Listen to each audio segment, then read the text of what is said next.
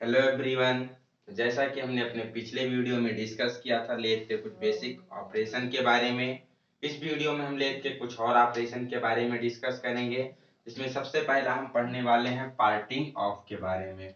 तो parting of क्या होता है? जब भी लेथ मशीन पर कोई जॉब बन के रेडी हो जाता है और हमें उसे निश्चित लंबाई से क्या करना होता है, दो भागों में या दो से अधिक भागों में बांटना होता है, तो पार्टिंग ऑफ टूल द्वारा किसी भी सिलेंड्रिकल जॉब को वांछित लंबाई में काटना ही क्या कहलाता है? पार्टिंग ऑफ कहलाता है।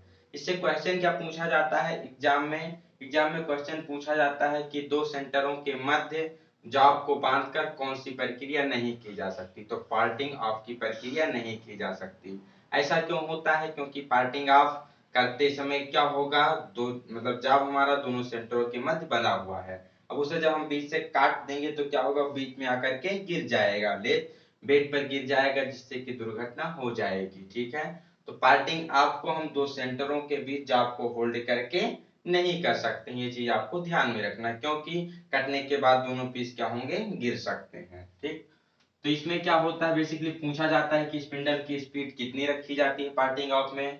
तो स्पिंडल की जो स्पीड होती है टर्निंग की लगभग आधी रखी जाती है। मान लीजिए टर्निंग हमने 20 मीटर प्रति मिनट की स्पीड से किया, तो पार्टिंग ऑफ कितना करेंगे, 10 मीटर प्रति मिनट की स्पीड से करेंगे। तो पार्टिंग ऑफ में जो स्पिंडल की गति होती है, मशीन की स्पीड होती है, टर्निंग की अपेक्षा आधी रखी जाती है।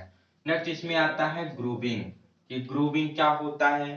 तो किसी समतल या बेलनाकार वर्कपीस की सतह पर खांचे बनाना, ग्रूव काटना ही क्या कहलाता है? ग्रूविंग कहलाता है। इसके लिए जो हम कटिंग टूल प्रयोग करते हैं, उस कटिंग टूल की जो कटिंग एज होती है अकॉर्डिंग टू ग्रूव के अनुसार ही ग्राइंड की जाती है।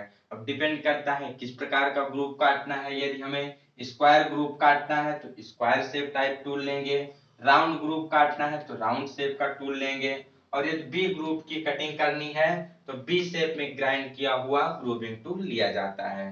ग्रूविंग के लिए स्पेसिफिकली ग्रूविंग टूल अलग से मिलते हैं। तो ग्रूविंग बेसिकली क्या है, जॉब पर किसी बेलनाकार, सिलेंड्रिकल या फिर फ्लैट सरफेस पर क्या करना, ग्रूव काटना, खांचे बनाना ही ग्रूविंग कहलाता है। ठीक, नेक्स्ट क्या आता है इसमें, मोस्ट इंपोर्टेंट नर्लिंग आती है।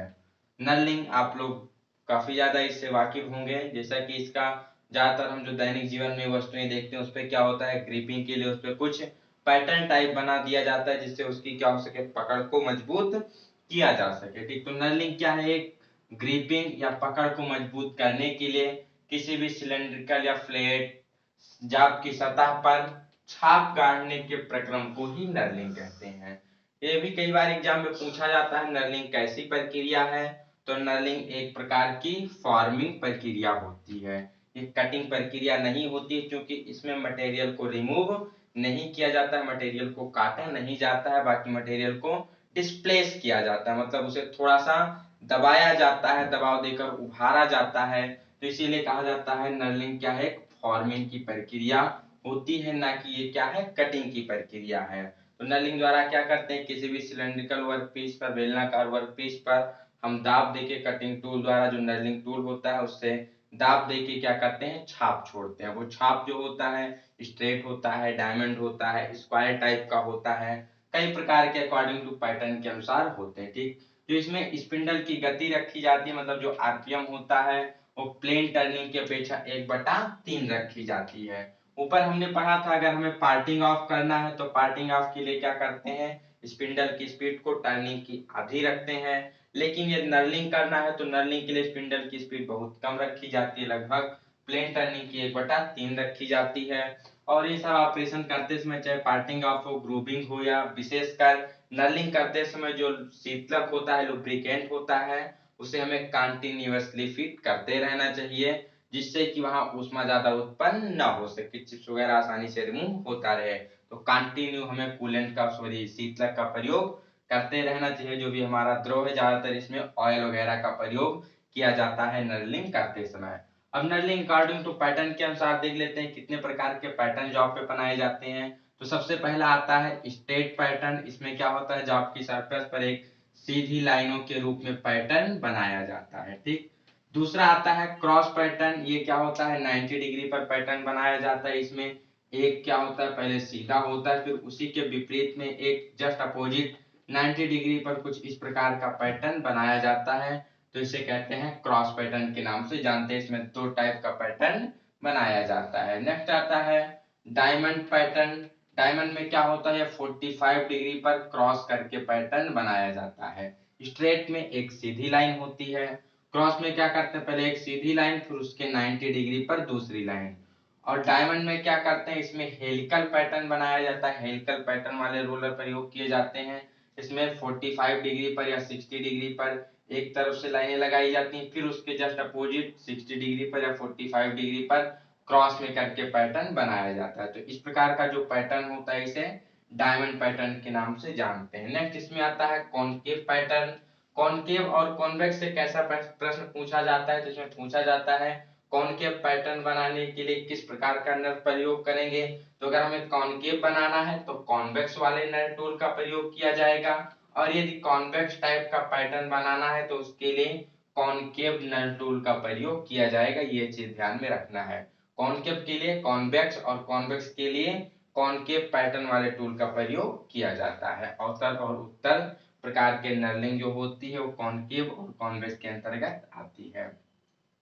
तो इसमें चित्र में बेसिकली एग्जाम में चित्र दे दिया जाता है, पूछ लिया जाता है किस प्रकार का पैटर्न है, तो आप इजीली अंडरस्टैंड कर सकते हैं। स्ट्रेट है तो स्ट्रेट हो गया, 90 डिग्री में तो क्रॉस हो गया, 45 डिग्री पे डायमंड, और कॉन्वेक्स और कॉनकेव आप इजीली पहचान सकते हैं। नेक्स्ट चलते हैं, बात करते हैं नर्लिंग के ग्रेड के बारे में कि कितने ग्रेड की नर्लिंग होती है। तो अकॉर्डिंग टू जो नर्लिंग टूल हम प्रयोग करते हैं उसके पिच के अनुसार, उसके टीपीआई के अनुसार तीन प्रकार के नर्लिंग ग्रेड होते हैं, कोर्स, मीडियम और फाइन। कोर्स ग्रेड में क्या होता है, इसमें जो नर्लिंग टूल होता है उसकी पिच 1.75 mm रखी जाती है।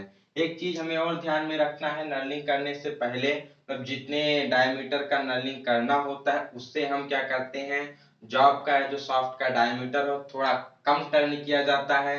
क्यों, क्योंकि क्या होता है नर्लिंग करने के बाद जाब का व्यास थोड़ा सा बढ़ जाता है, ठीक है। तो इसलिए हम उसके व्यास को थोड़ा सा कम टर्न करते हैं। कितना कम टर्न करते हैं वो डिपेंड करता है उसके ग्रेड पर। अगर हम कोर्स ग्रेड की नर्लिंग कर रहे हैं तो वहां पर 0.3 mm डायमीटर को कम टर्निंग करते हैं। और यह मीडियम टर्निंग कर रहे हैं जिसमें कि मीडियम ग्रेड में क्या होती है, पिच 1.25 mm रखी जाती है। यहाँ पर डायमीटर कितना कम किया जाता है, तो 0.2 mm डायमीटर को कम किया जाता है। तीसरा फाइन ग्रेड की नर्लिंग होती है। फाइन ग्रेड की नर्लिंग में जो पिच होती है नर्ल की वो होती है 0.75 mm, और यहाँ पर डायमीटर को कितना कम किया जाता है, 0.1 mm कम डायमीटर टर्न किया जाता है। तो कितने ग्रेड पढ़े हमने, कोर्स में 1.75 mm पिच 0.3 mm कम करेंगे, मीडियम में 1.25 mm पिच 0.2 mm कम डायमीटर टर्न करेंगे, फाइन में 0.75 mm पिच रखी जाती है और 0.1 mm कम जाप को टर्न किया जाता है। नेक्स्ट देखते हैं नर्लिंग टूल के बारे में कि कौन कौन से नर्लिंग टूल प्रयोग किए जाते हैं नर्लिंग करते समय। सबसे पहला आता है सिंगल रोलर। इसमें क्या होता है, रोलर का एक ही सेट प्रयोग किया जाता है, एक ही रोलर प्रयोग किया जाता है जिसमें कि स्ट्रेट टाइप के नर्लिंग बेसिकली होती है। और जो इस प्रकार के रोलर होते हैं वो ऑटोमेटिक सेंटर में नहीं आते हैं, ये सेल्फ सेंटरिंग टाइप के नहीं होते हैं, तो ये भी ध्यान में हमें रखना है। दूसरा जो आता है टू नर्लिंग या फिर इसी को नकल ज्वाइंट नर्लिंग टूल भी कहते हैं। इसमें क्या होता है, बेसिकली नर्लिंग का एक जोड़ा प्रयोग किया जाता है, एक में क्या होगा दूसरे प्रकार का पैटर्न होगा और दूसरे में उसके जस्ट अपोजिट टाइप का पैटर्न बना होता है। जैसे कि अगर हमें क्रॉस नर्लिंग करनी है या फिर अगर डायमंड नर्लिंग करनी है तो यहाँ पर नकल ज्वाइंट रोलर का हम प्रयोग करते हैं। इस प्रकार के जो रोलर नर्लिंग नर्ल टूल होते हैं ये सेल्फ सेंटरिंग होते हैं, ऑटोमेटिक सेंटर में आ जाते हैं। और तीसरा जो सबसे ज्यादा प्रयोग किया जाता है revolving head knurling tool knurling roller. इसमें क्या होता है, इसमें हेलिकल पैटर्न वाले नर्लिंग रोलर प्रयोग किए जाते हैं। ये भी क्या होता है, ऑटोमेटिक सेल्फ सेंटरिंग होते हैं। तो जो पहला वाला था सिंगल रोलर, इसके द्वारा सिंगल स्ट्रेट पैटर्न बनता है और ये सेल्फ सेंटरिंग नहीं होते हैं। और जो नकल ज्वाइंट है और रिवॉल्विंग हेड वाला है ये दोनों सेल्फ सेंटरिंग होते हैं, ऑटोमेटिक सेंटर में आ जाते हैं। सबसे ज्यादा ये रिवॉल्विंग हेड वाला प्रयोग किया जाता है। नेक्स्ट नर्लिंग के बाद देखते हैं शोल्डर का कि शोल्डरिंग क्या होती है। तो जब कोई ऐसा हमारा मतलब ऐसा सॉफ्ट है जहां पर एक से अधिक व्यास उसमें टर्न किया गया है तो जब दो व्यास आपस में आकर जिस स्थान पे मिलते हैं उस स्थान को हम कहते हैं शोल्डर। जैसे कि मान लीजिए ये हो गया एक डायमीटर और दूसरा ये डायमीटर हो गया, तो ये दोनों जहां पर आकर मिल रहे हैं इसी को क्या कहते हैं, शोल्डर कहते हैं। शोल्डर के नाम से इसको जाना जाता है। ठीक, तो लिखा हुआ एक से अधिक व्यास वाली मशीनिंग करने पर प्राप्त दो व्यास के मिलान काट को ही शोल्डर कहते हैं। मतलब ये व्यास है, एक ये व्यास है, ये दोनों जहां पर आकर मिलते हैं इसी को हम क्या कहते हैं, शोल्डर कहते हैं। ठीक, अब शोल्डर अकॉर्डिंग टू यूज के अनुसार चार प्रकार के होते हैं। सबसे पहला है स्क्वायर शोल्डर।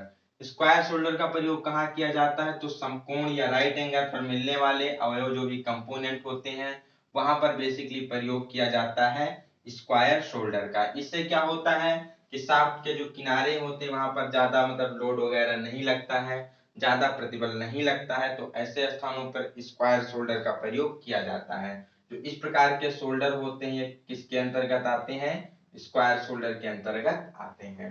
नेक्स्ट इसमें देखते हैं, नेक्स्ट है फिलेटेड शोल्डर। इसका प्रयोग कब किया जाता है, तो जब शाफ्ट का व्यास बढ़ाए बिना शोल्डर वाले भाग को अतिरिक्त मजबूती देनी होती है। यहाँ पर जो शोल्डरिंग वाला पोर्शन होता है इसको थोड़ा ज्यादा मजबूत करना होता है, तो इसके लिए प्रयोग किया जाता है फिलेटेड शोल्डर का। ये कुछ इस प्रकार में बना होता है, एक ये हमारा डायमीटर हो गया, फिर इसके बाद एक हमारा यहाँ से दूसरा डायमीटर कुछ इस प्रकार का होता है फिलेटेड शोल्डर। ठीक, जहां पर हमें जॉब के व्यास को बिना बढ़ाए हुए उसे क्या करना होता है, अतिरिक्त सपोर्ट देना होता है, अतिरिक्त मजबूती देनी होती है, तो वहां पर जो शोल्डर बनाया जाता है उसे कहते हैं फिलेटेड शोल्डर। नेक्स्ट इसमें आता है अंडरकट शोल्डर। सबसे ज्यादा मोस्ट इंपॉर्टेंट है। जब भी हम लेथ मशीन पर थ्रेडिंग करते हैं तो जब अंत में टूल जो थ्रेडिंग टूल होता है उसको विराम देने के लिए, मतलब उसको रेस्ट करने के लिए, थोड़ा सा क्लियरेंस देने के लिए क्या किया जाता है, अंडरकट शोल्डर की व्यवस्था की जाती है। ठीक, अंडरकट शोल्डर कैसे होता है देख लेंगे। तो एक ये शोल्डर हो गया हमारा, एक ये डायमीटर, और इसके बीच में थोड़ा सा गैप दे करके दूसरा डायमीटर टर्न किया होता है, कुछ इस प्रकार का होता है। जो हमारा लेथ टूल थ्रेडिंग करते हुए आएगा तो फिर यहाँ पहुंच के यहाँ पर आराम से इसमें उसको क्लियरेंस मिल जाएगा, जिससे आगे वाले भाग में जाकर अटैक नहीं करेगा और दुर्घटना होने से बच जाएगी। टूल में भी कोई डिफेक्ट नहीं होगा, टूटने से बच जाएगा। तो थ्रेडिंग करते समय जाब पर अतिरिक्त क्लियरेंस की व्यवस्था करने के लिए अंडरकट शोल्डर का निर्माण किया जाता है। नेक्स्ट इसमें आता है बेबेल्ड शोल्डर। शार्प कॉर्नर को समाप्त करने हेतु जाब को मजबूती प्रदान करने के लिए बेसिकली प्रयोग किया जाता है बेबेल्ड शोल्डर। जब भी जाब को व्यास को हम टर्न कर लेते हैं तो उसके किनारे क्या होते हैं, थोड़े से शार्प होते हैं। उस शार्प किनारों को बचाने के लिए क्या किया जाता है, बेवेल शोल्डर का प्रयोग किया जाता है। और जो बेवेल शोल्डर होते हैं बेसिकली 30, 45 और 60 डिग्री के कोण पे बनाए जाते हैं। कुछ जो इस प्रकार के शोल्डर होते हैं इसे हम जानते हैं बेवेल शोल्डर के नाम से। ठीक, तो जाब को अतिरिक्त मजबूती प्रदान करने के लिए उसके किनारों पर चैम्फर के टाइप का थोड़ा सा काट दिया जाता है जिसे कहते हैं बेवेल शोल्डर। तो ये थे शोल्डर के बारे में कि किस शोल्डर का प्रयोग कहां पर किया जाता है, आप लोग नोट डाउन कर लीजिएगा। नेक्स्ट चलते हैं इसेंट्रिक टर्निंग के बारे में। तो इसेंट्रिक टर्निंग क्या होती है, बेसिकली अभी एक टर्निंग की प्रोसेस ही होती है। इसमें क्या होता है, जब भिन्न भिन्न अक्ष पर अलग अलग व्यास के जाब को टर्न करके बनाया जाता है तो उसे हम कहते हैं इसेंट्रिक टर्निंग। मतलब कोई ऐसा वर्क पीस है जिसमें एक से अधिक एक्सिस है और उनका डायमीटर भी क्या है, अलग अलग है, मतलब अलग अलग डायमीटर का एक्सिस अलग अलग होता है, तो उसे हम कहते हैं इसेंट्रिक टर्निंग।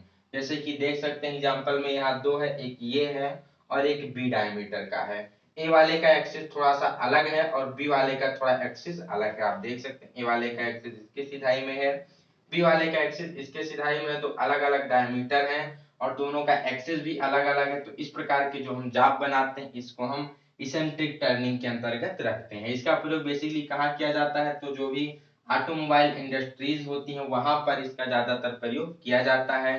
वहां पर करना क्या होता है, बेसिकली रोटरी मोशन को रेसिप्रोकेटिंग मोशन में, मतलब जो घूर्णन गति होती है उसको रैखिक गति में बदलने के लिए इस प्रकार के स्टेप वाले जॉब का, इस प्रकार वाले टर्न किए हुए जॉब का प्रयोग किया जाता है। जैसे कि जो सबसे मोस्ट एग्जांपल है इसका क्रैंक शाफ्ट होता है। जो क्रैंक शाफ्ट की टर्निंग की जाती है वो इसेंट्रिक टर्निंग होती है। अलग अलग एक्सिस पे अलग अलग डायमीटर को टर्न किया जाता है। इसके साथ साथ पावर प्रेस और पावर ब्रेक में भी इसेंट्रिक टर्निंग का एग्जांपल देखने को मिलता है। तो इसके बाद नेक्स्ट आता है कंसेंट्रिक टर्निंग। कंसेंट्रिक टर्निंग क्या होती है? जब एक ही एक्सिस पर अलग अलग व्यास को टर्न करके बनाया जाता है तो उसे हम कहते हैं कंसेंट्रिक टर्निंग। इसका एग्जांपल आप ले सकते हैं स्टेप टर्निंग से। स्टेप टर्निंग में क्या होता है, उसकी एक्सिस एक ही होती है और एक ही एक्सिस पे कई सारे व्यास को टर्न करके बनाया जाता है। जैसे एग्जांपल यहाँ देख सकते हैं, यहाँ पर ए और बी दो डिफरेंट डायमीटर के व्यास हैं, दो डिफरेंट डायमीटर हैं, लेकिन इनका जो एक्सिस है वो क्या है, एक ही है। ए का एक्सिस और बी का एक्सिस, दोनों का एक्सिस एक ही है और दोनों का व्यास क्या है, अलग अलग है। तो एक ही एक्सिस पर जब अलग अलग व्यास को टर्न करके बनाया जाता है तो इस प्रकार की टर्निंग को नाम दिया जाता है कंसेंट्रिक टर्निंग। तो ये थी आज की क्लास जिसमें हमने जाना पार्टिंग ऑफ, ग्रूविंग, नर्लिंग, उसके बाद शोल्डर और इसेंट्रिक कंसेंट्रिक टर्निंग के बारे में। मिलते हैं अपने नेक्स्ट वीडियो में एक नई जानकारी के साथ। तब तक के लिए have a good day, best of luck.